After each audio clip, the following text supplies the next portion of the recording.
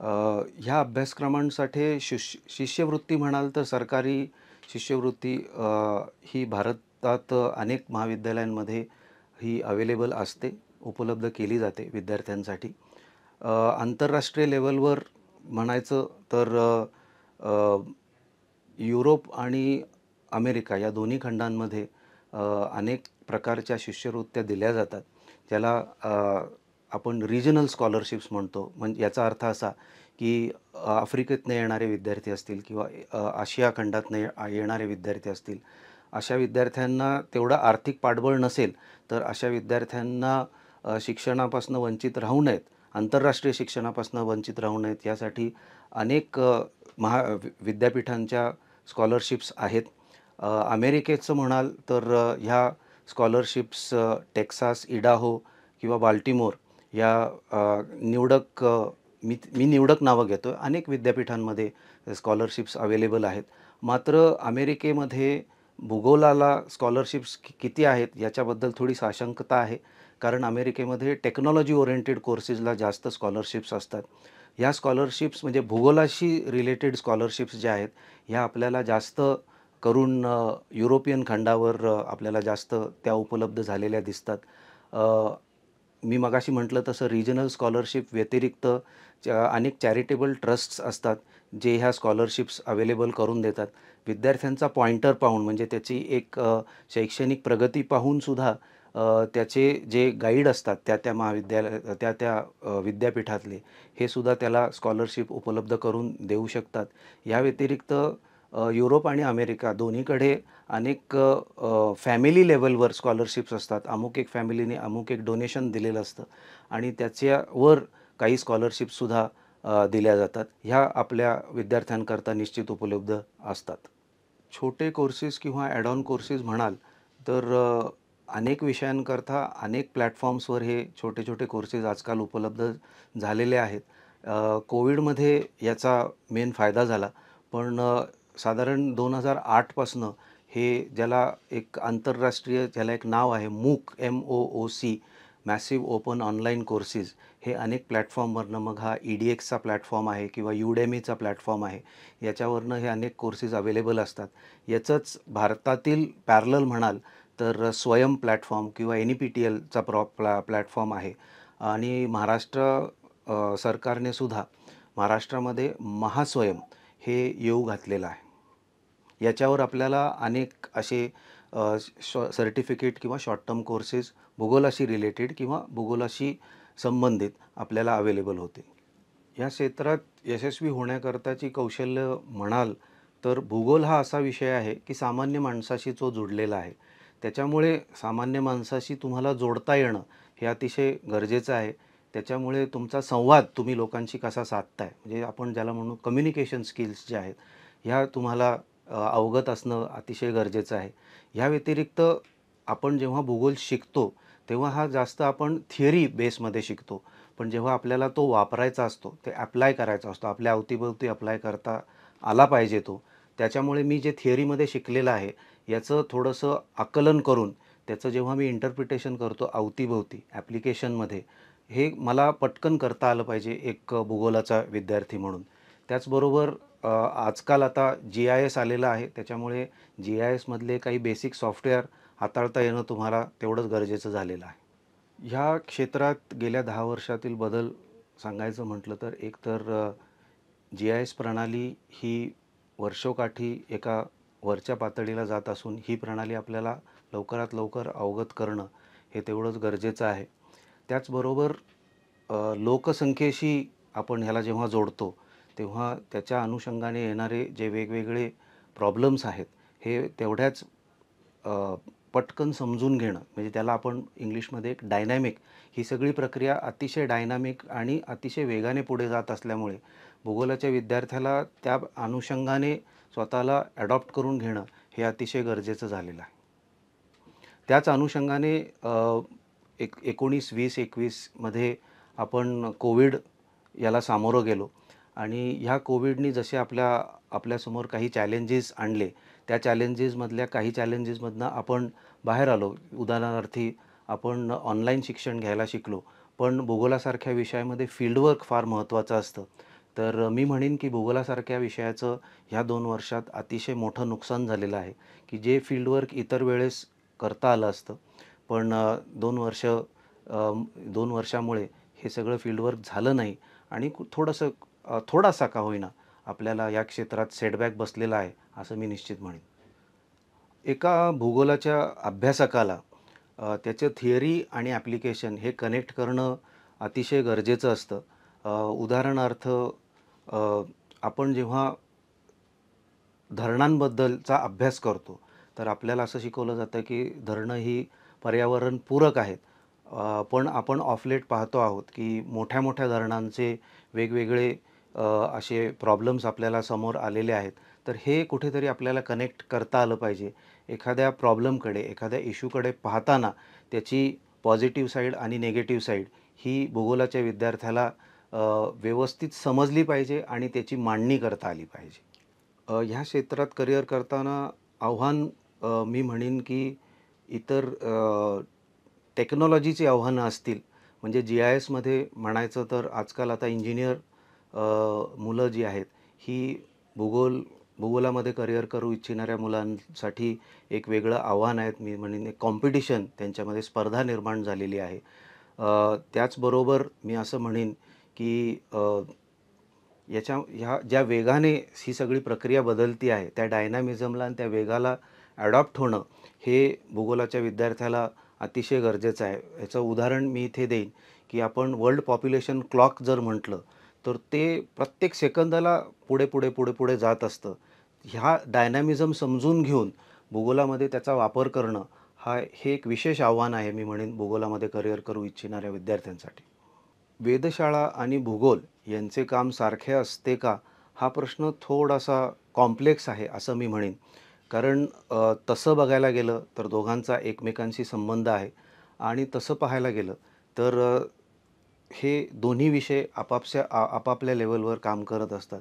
भूगोलाच्या अनेक विषयांपैकी हवामानशास्त्र आणि मग हवामानशास्त्र अभ्यास करण्याकरता वेधशाळेचा थोडासा उपयोग आणि वेधशाळेमध्ये सुद्धा भौतिकशास्त्राचा एका पर्टिक्युलर लेव्हलनंतर भौतिकशास्त्राचा जास्त उपयोग केला जातो. त्यामुळे सारखं काम केलं जातं का? तर मी नाही म्हणेन. पण दोन्ही विषय हे एकमेकांवर अवलंबून निश्चित आहेत. याला मात्र मी पुष्टी देईन. नेट सेट ह्या परीक्षा प्राध्यापकी पेशांकरता येऊ घातलेल्या विद्यार्थ्यांकरता असतात.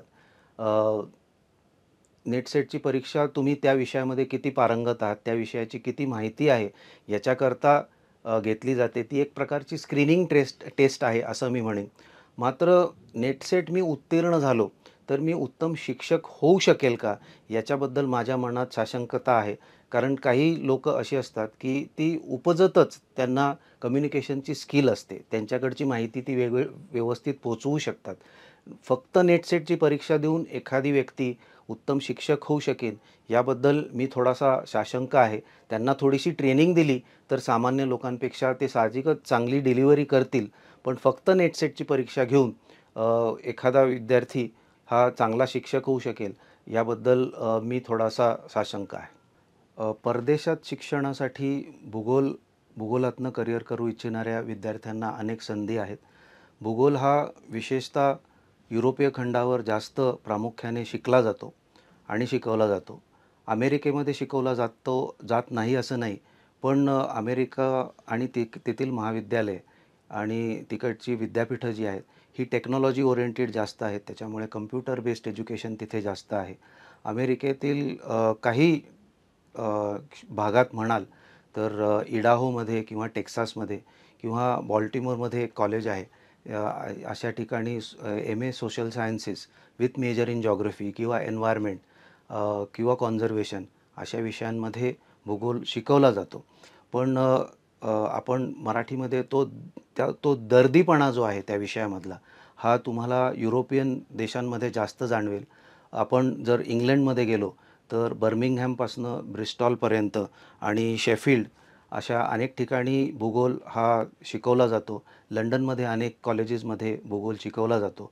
आपण भूगोलासाठी भूगोल शिकण्याकरता परदेशातील कुठले देश म्हटलं, तर आपण पहिल्या 5 देशांची नावं घेतली, तर पहिला देश येतो हा बेल्जियम येतो. त्याच्यानंतर ब्राझील, त्याच्यानंतर ऑस्ट्रेलिया, न्यूझीलंड आणि जपान. आता ह्या देशांबद्दलची थोडीशी भौगोलिक आपण माहिती घेतली तर बेल्जियम ठीक आहे टेक्नॉलॉजी म्हणून किंवा तिथे अनेक आपण ज्याला जॉग्राफिकल थिंकर्स होते असं म्हणू.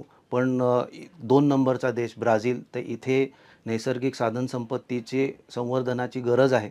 तिथे ॲमेझॉन नदी आणि ॲमेझॉनचे जंगल आहे. त्या अनुषंगाने त्याचं महत्त्व निश्चितच आहे. ऑस्ट्रेलिया हा सुद्धा अतिशय मोठा खंड आहे आणि त्या ठिकाणी भूगोलाच्या अभ्यासाची जास्त गरज आहे. या व्यतिरिक्त जपान आणि न्यूझीलंड इथे अर्थक्वेक्स ज्याला आपण म्हणतो, भूकंप जास्त होत असतात.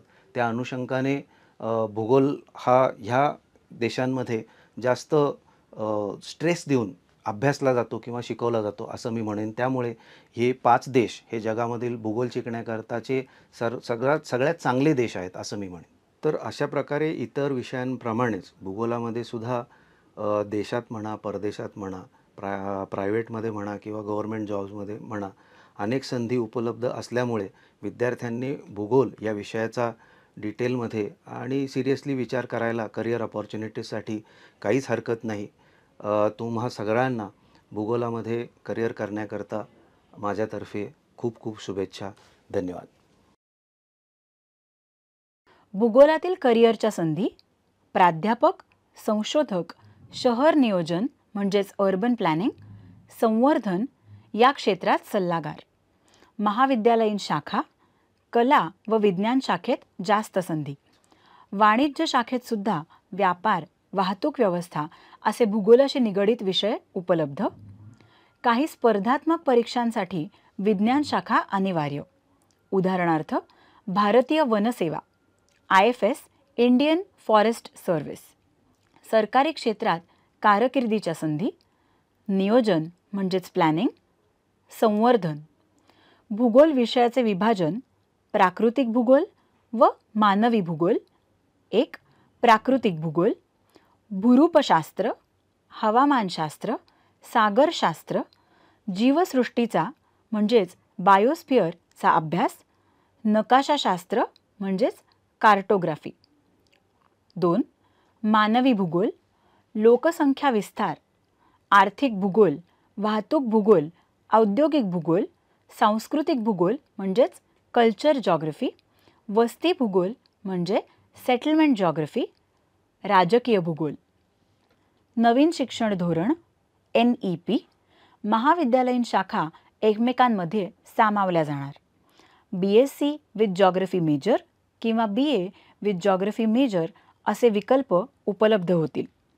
राष्ट्रीय संस्था, सागरशास्त्र, राष्ट्रीय समुद्र विज्ञान संस्थान, नॅशनल इन्स्टिट्यूट ऑफ ओशनोग्राफी, भौगोलिक माहिती प्रणाली, जिओग्राफिकल इन्फॉर्मेशन सिस्टीम GIS, सरकारी अभ्यासक्रम भारतभर विविध ठिकाणी उपलब्ध. क्षमता विकास म्हणजेच कपॅसिटी बिल्डिंग, महाविद्यालयीन विद्यार्थ्यांसाठी सरकारी अभ्यासक्रम.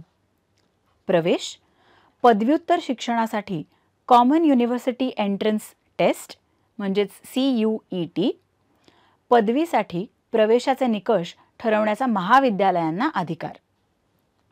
शिष्यवृत्ती, भारतात अनेक महाविद्यालयांमध्ये सरकारी शिष्यवृत्ती उपलब्ध.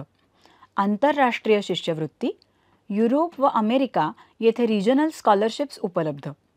अमेरिका, टेक्सास, इडाहो, बाल्टिमोर इत्यादी. युरोप, चॅरिटेबल ट्रस्टतर्फे शिष्यवृत्ती, विद्यार्थ्याच्या शैक्षणिक प्रगतीवर आधारित शिष्यवृत्ती तसेच विविध कुटुंबांकडून आलेल्या देणग्यांमधून शिष्यवृत्ती.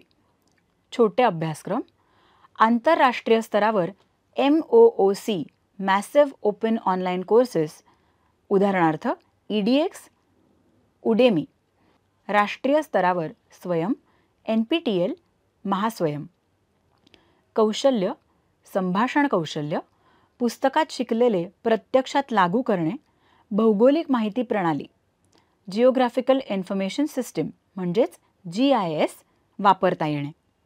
गेल्या 10 वर्षातील बदल, भौगोलिक माहिती प्रणाली, जिओग्राफिकल इन्फॉर्मेशन सिस्टीम GIS आणि वेगाने होणारे बदल. कोविडमुळे भूगोलाचे नुकसान, फील्ड वर्क करता आले नाही. भूगोलाच्या अभ्यासकाला प्रत्येक समस्येचा सर्व बाजूंनी अभ्यास करता आला पाहिजे. आव्हाने, तंत्रज्ञानाची आव्हाने, स्पर्धा, वेगाने होणाऱ्या बदलांची जुळवून घेणे. भूगोल शिकण्यासाठी प्रसिद्ध असलेले पहिले 5 देश Belgium, Brazil, Australia, New Zealand, Japan.